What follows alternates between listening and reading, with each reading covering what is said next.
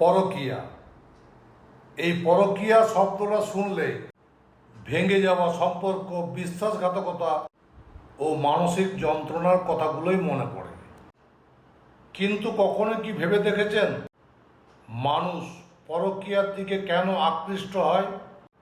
শুধুই কি ভালোবাসার অভাব, নাকি এর পেছনে লুকিয়ে আছে আরও কোনো গোপন কারণ? মানসিক, পারিবারিক, সামাজিক কারণও এর মধ্যে দায়ী। আজকে আমি আলোচনা করব দুজনের মধ্যে সম্পর্ক বিচ্ছেদ কী করে ঘটাবেন। পরকীয়া মানেই তো একটা জ্বালাতনের ব্যাপার। আপনার ছেলে বা আপনার মেয়ে কোনো একটা সম্পর্কে জড়িয়ে গেছে, আপনি চাইছেন না তাদের সম্পর্কটাকে, তখন কী চাইবেন? এদের মধ্যে লড়াই লাগাতে। একজন স্বামী বা একজন স্ত্রী পরকীয়ায় জড়িয়ে গেছে, কি চাওয়া হবে? পরকীয়া যে সম্পর্কটা রয়েছে তাদের মধ্যে ক্রস অর্থাৎ বিচ্ছেদ কী করে ঘটানো যাবে, তবে গিয়ে একটা সংসারে শান্তি ফিরিয়ে আনা যাবে। নমস্কার বন্ধুরা, রাজুদার পবিত্র বাণী অনুষ্ঠানে মহারাজ শিশুরালের চ্যানেলে সকলকে জানাই সুস্বাগতম। বন্ধুরা কেমন আছেন? আশা করি গুরু বামদেব তার আমি কীভাবে আপনারা সকলেই ভালো আছেন, আমি ভালো আছি। চলুন একসঙ্গে বলে উঠি, জয় গুরু বামদেব, জয় মা তারা। আরে নিজের স্বামীকে বা নিজের স্ত্রীকে বা নিজের ছেলেকে বা নিজের মেয়েকে পরকীয়া বা বিভিন্ন রকম সম্পর্ক থেকে বেরিয়ে আনার জন্য আপনি অনেক জায়গায় অনেক টাকা দিয়ে ঠকেছেন। অন্য জায়গায় টাকা খরচা করে পেয়েছেন শুধুমাত্র হতাশা।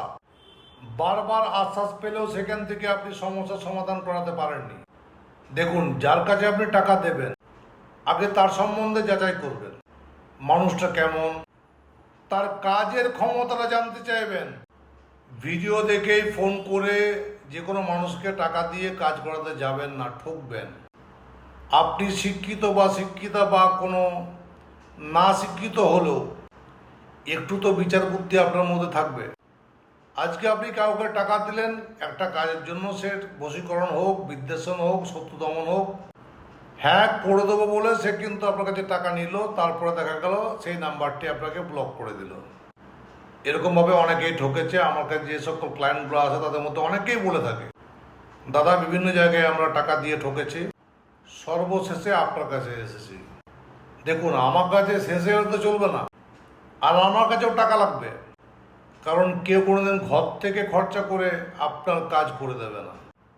তবে একটা কথা বন্ধুরা, আমার যে 3টি নাম্বার রয়েছে 7797967225, 8372098140 এবং 8391969567, এই নাম্বারগুলো সকাল 10টা থেকে রাতে 10টা অবধি খোলা থাকে। এই নাম্বার ছাড়া আমার আর কোনো নাম্বার নেই। অর্থাৎ আপনি সরাসরি আমার সঙ্গে কথা বলতে পারবেন না। কোনো টোটকার বিষয়ে হোক বা যে কোনো বিষয়ে হোক, আপনার সঙ্গে আমাকে কথা বলতে হলে, আপনাকে অনলাইন কনসালটেশন ফিস জমা দিয়ে এই নাম্বার থেকে সমস্ত জানতে পারবেন। তখন যে নাম্বারটি আপনি পাবেন সেটি হচ্ছে আমার পার্সোনাল হোয়াটসঅ্যাপ নাম্বার। তখন আপনার সঙ্গে আমার অনলাইনে কথা হবে। আমার এই 3টি নাম্বার ছাড়া আর কোনো নাম্বার নেই। আমি আপনাদেরকে মোবাইলে আমাকে ফোন করলেন, টোটকা পেয়ে গেলেন, এরকম কোনো সিস্টেম আমার নেই। আমার সঙ্গে দেখা করতে গেলে বা আমার সঙ্গে সমস্যা নিয়ে আলোচনা করতে হলে হয় আপনি অনলাইনে কনসাল্ট করুন, অথবা আমার চেম্বারে আসুন। যে চেম্বারগুলো রয়েছে এই চেম্বারে আসার চেষ্টা করুন। এই চেম্বারে আসতে গেলেও এই নাম্বারে ফোন করে আপনাকে বুকিং কনফার্ম করে আসতে হবে।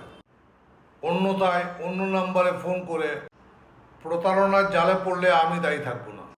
আর একটা কথা, আমার যে নাম্বারগুলো রয়েছে এগুলো অফিসিয়াল নাম্বার। এই নাম্বারে কোনো ফোনপে, গুগল পে নেই। আমার কনসালটেশন ফিস যখন আপনি পে করবেন তখন আপনারা এই ম্যাডাম দিকে ফোন করে জানবেন, তারা আপনাকে স্ক্যানার দেবে, সেই স্ক্যানারে গিয়ে আপনি পেমেন্ট করবেন। আমার ফিস 1600 টাকা, অনলাইন বা চেম্বার। তো আসুন আজকে আপনাদেরকে জানাবো যে বিচ্ছেদ কী করে করবেন। যে কোনো শনিবার বা যে কোনো মঙ্গলবার বা যে কোনো অমাবস্যার দিনে এই ক্রিয়াটি করবেন।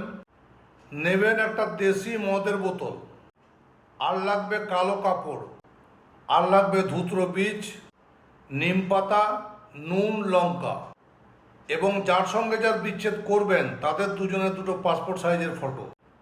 ক্রিয়াটি যখন করবেন আসনে বসবেন দক্ষিণ দিকে মুখ করে, এবং ফটোগুলোর গায়ে পেছন দিকে তাদের নাম, তাদের মায়ের নাম, তাদের গোত্র অবশ্যই লিখবেন।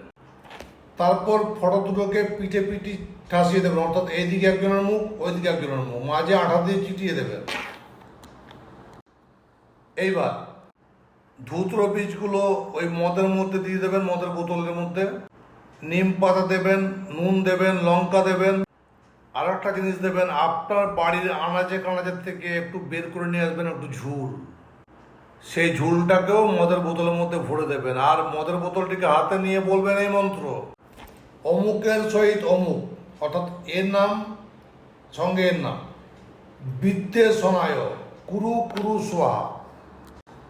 108 বার মন্ত্র, 108 বার ফুক। মন্ত্র শেষ হলে ছিপিটি ভালো করে এঁটে দেবেন। তারপর বোতলটিকে কালো কাপড়ে মুড়ে ভালো করে সেটিকে নিয়ে চলে যাবেন কোনো কবরস্থান বা কোনো শ্মশানে। এই দুই স্থানে গিয়ে পুঁতে দিয়ে আসবেন। যদি শ্মশান বা কবরস্থান যেতে অসুবিধা হয় তাহলে আপনার বাড়ির দক্ষিণ দিকে অংশে চলে যাবেন। সেদিকে কোনো জলাশয় বা পুকুরের পাড়ে গর্ত খুঁড়ে এই বোতলটিকে পুঁতে দেবেন। খেয়াল রাখবেন এই বোতলটি মাটির ভেতর যেন 3 মাস অন্তত পক্ষে থাকে। বাস কেল্লাপথে। আরে ভাই, আপনি অবাক হয়ে যাবেন, এই দুজনের মধ্যে লড়াই দেখতে দেখতে আপনি চমকে উঠবেন। তো বন্ধুরা, জীবন মনে যদি সমস্যা নিয়ে যদি আপনি পরিশ্রম হয়ে গেছেন তাহলে আসুন। আগামী 20/6/2026 তারিখে আমি থাকছি বর্ধমান চেম্বারে। 21/6/2026, 22/6/2026, 23/6/2026। আসুন, সামনাসামনি বসি অথবা অনলাইন কনসাল্ট করি। সমস্যা থাকলে সমাধানের রাস্তা নিশ্চয়ই আছে। ভালো থাকবেন। এই ধরনের ভিডিও পেতে অবশ্যই আমাকে ফলো করে নেবেন। আর কমেন্টসে জয় মা তারা লিখতে ভুল করবেন না। আর হ্যাঁ, ভিডিওটি বেশি করে সবাইকে শেয়ার করে দেবেন। হাত জোর করে বলছি, অন্য কোনো সম্পর্ককে, ভালো সম্পর্ককে ভাঙার জন্য কিন্তু এই ক্রিয়া করতে যাবেন না। নইলে তন্ত্রের উল্টো একটা রিয়াকশন আপনার পেছনে যখন পড়বে তখন আপনি বুঝতে পারবেন যে বাঁশ কাকে বলে। তাই সাবধান। অবশ্যই কাজটি করার জন্য অনুমতি নেবেন, কমেন্টসে লিখবেন অনুমতি চাই। আমি যখন আপনার সেই কমেন্টসটিকে লাইক করে দেবো, আপনি অনুমতি পেয়ে যাবেন। সৎ কাজে লাগান। ভালো থাকুন, সুস্থ থাকুন, ভালোভাবে বাঁচুন। জয় মাতা।